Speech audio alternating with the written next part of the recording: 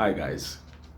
I've been struggling with the idea of um, having to first face a crisis before one can catch a wake up, having to first hit rock bottom before you can wake up and become aware of things in your life.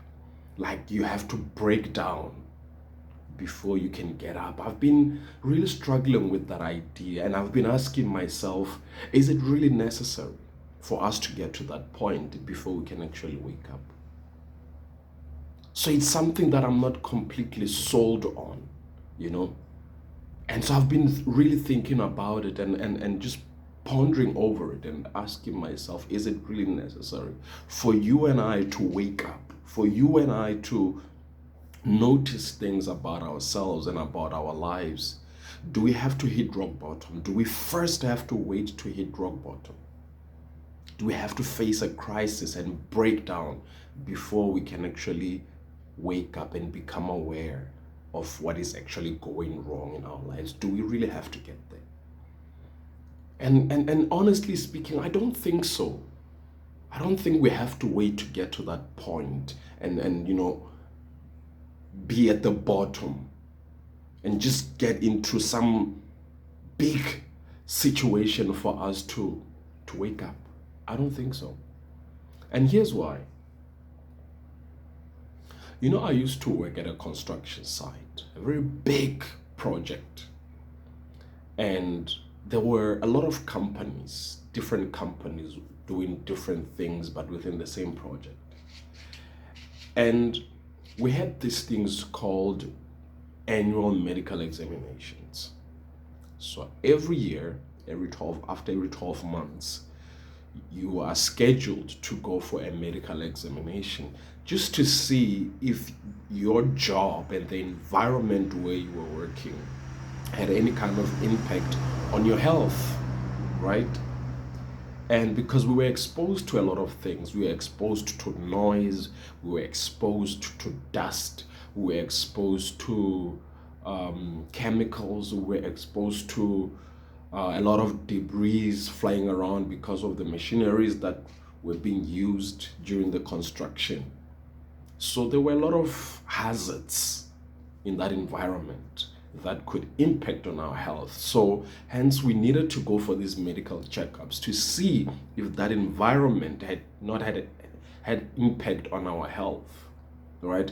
And the whole idea of these medical checkups was just to bring an awareness to our health, to see if there was anything wrong. And if there was, then the medical team will be able to pick it up at an early stage and be able to deal with it. So if there were no medical checkups, it means that I could go on working for years and something could be happening with my health and I wouldn't know because I'm not going for these medical checkups. And one day, something bad might happen to me. I might stop hearing, I might stop seeing, or whatever because of that environment. So, going for these medical checkups was exactly for that reason, that if there was something wrong with my health, maybe my eyesight, my hearing sight, they would be able to pick these things up. Or if there was anything wrong physically with myself, they could pick up these things and then be able to correct any kind of complications that they might have picked up with from my health, right?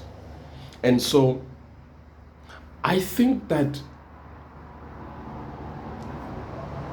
just as we did these medical check-ins to bring an awareness to our health, I think that's what we can also do in our lives. If we do regular check-ins with ourselves and with our lives, we will be able to pick up a lot of things about ourselves. Things that we can correct. And we won't have the need to have to go through a crisis for us to want to correct those things. So when you do check-ins, what it does is it brings that awareness in those areas of your life. If you do check-ins with your finances, you see what's coming in, what you're spending your money on, and how are you spending your money. That's a check-in with your finances, right? And if you're spending your money right, or you're not spending it right, you'll be able to pick up these things and be able to see that I'm not doing well with my finances. And if I continue down this path, I'm going to get into trouble. So I need to make changes right now. But you won't know that unless you do those check-ins and see how much am I earning this year? And what is my budget? What am I spending my money on? What am I left with?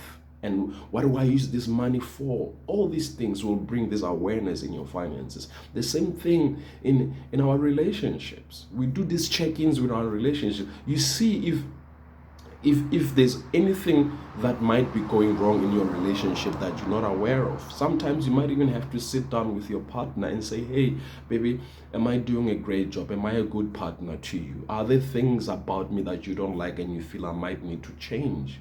You have these conversations and you'll hear what your partner has to say. And from those conversations, you're able to do those check-ins in your relationships and be able to pick up these things.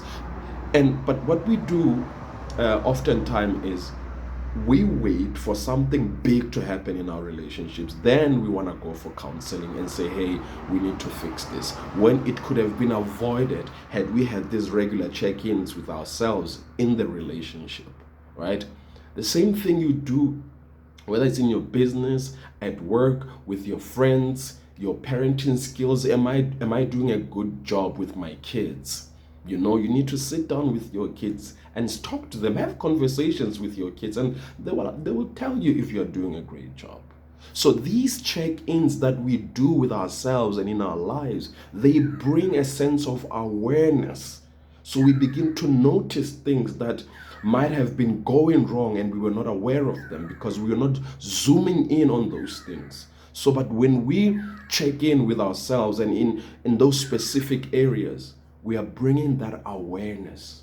And if there's anything that is going wrong, we'll be able to pick it up and fix it. And so if we do that, you won't have to face a crisis. You won't have to reach a situation where you hit rock bottom for you to wake up and become aware of things. In fact, rock bottoms and crisis, those are last resort. It's as though life is slapping you in the face and say, wake up. Look at what your life has become. Look at what you have done to yourself. So I think those situations, those rock bottoms and breakdowns and crises, they are a way of life to communicate with us and say, see what has become of you. Look at what has happened in your life, what has gone wrong. You need to fix this. But that's a last resort. You see, life, every moment, every day, it keeps giving us opportunities. It gives us opportunities to correct ourselves before it can actually correct us. So all these, we miss these opportunities to make the right decisions and the right choices for ourselves. And the reason we miss them is because we don't pause and assess ourselves and our lives and see what's really going on. We don't do those check-ins with ourselves and our life. So because we don't do those check-ins, the decisions and the choices that we make are the ones that are going to lead us to hit rock bottom. They are the ones that are going to lead us to face this financial crisis, this parenting crisis and relationship and marriage crisis, and in our jobs and in our businesses, because we don't do those check-ins just to see that we are still on the right track. So these check-ins help us to become aware of our surroundings and our environments. But if we don't do that, then we're not going to know. So I don't think that it's necessary for us to have to wait to hit rock bottom before we can wake up. I don't think it's necessary for us to face a crisis to catch a wake up. I don't think it can be avoided just by bringing an awareness. And that awareness is brought by when you do check-ins with yourself. So the idea that, no, we human beings, we need to, that's the process that we need to go through so that we can wake up. It's natural, it's part of who we are, that's how we learn. I disagree with that. We don't have to get to that point for us to learn.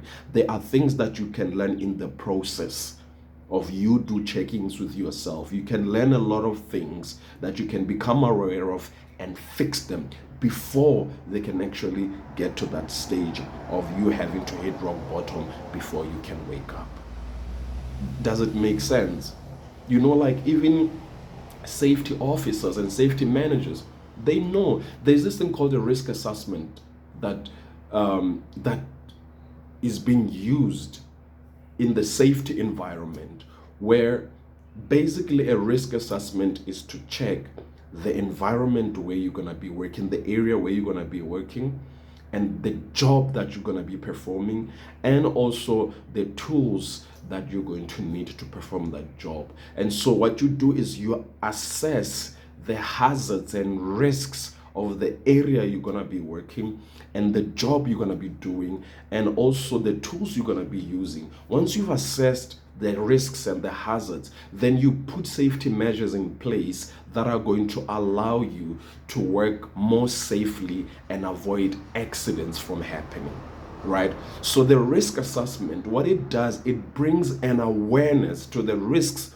and the hazards that you might be exposed to as a result of the environment you're going to be working, the job you're going to be working, and the tools you're going to be using. You become aware of their risks and hazards, right? And you put safety measures in place, mitigation factors and measures in place that are going to help you work more safely and do your job more safely. And I think that's what basically happens when we assess our lives on a regular basis and we do these check-ins and check-ups with ourselves. What we do is we make ourselves aware of what's going on. And when we become aware, we're able to take corrective measures and put them in place so that we can be able to correct our lives if in case something was actually going wrong. We'll be able to pick it up much earlier and fix it, so that we don't have to face or be in a situation where we get into a big crisis or a big incident in our lives simply because we failed to do this regular assessment and personally inventories of our lives so that we can become aware of what's going on. So a lot of us, we live our lives and we're not even aware of what's happening. You just keep spending your money, but you're not really aware of how you are spending it and where you are spending it to and what you are spending it on. You're just spending it, and at the end of the day, you sit down and say, what did I do with my money? It's because you were not conscious, you were not aware, you didn't notice of exactly what you were doing. You know, you wake up one day and say, what happened to my relationship? How did we get here? Because you did not do those check-ins with yourselves as partners to see if your relationship is still on the right track. And because you are failing to do those things, it means you are failing to put corrective measures in place that were going to avoid your relationship from even getting to that point. And so I think that we can be able to avoid crises in our lives. We can be able to avoid having to hit rock bottom. Even at a business level, you can do that. It's not, a business cannot just hit rock bottom, or it cannot just get into this crisis mode out of nowhere. There has to be decisions and choices that were made by people that actually got the business to get to where it got. Because there was no one being held accountable, no one taking responsibility. And because of that, there was no awareness. No one could notice that the business was beginning to take a different direction. And because of that, you get into a crisis situation. So crisis can be avoided. You don't have to hit rock bottom for you to start to want to make changes in your life. Just become aware of everything that you do in your life. Become aware of everything that happens in your life. And once you become aware of the ins and happenings of your life, you're able to put corrective measures in place that will avoid you from having to uh, meet a crisis or hit rock bottom or break down. All right, guys. So those are my thoughts, and I hope that makes sense to you. All right. Cheers.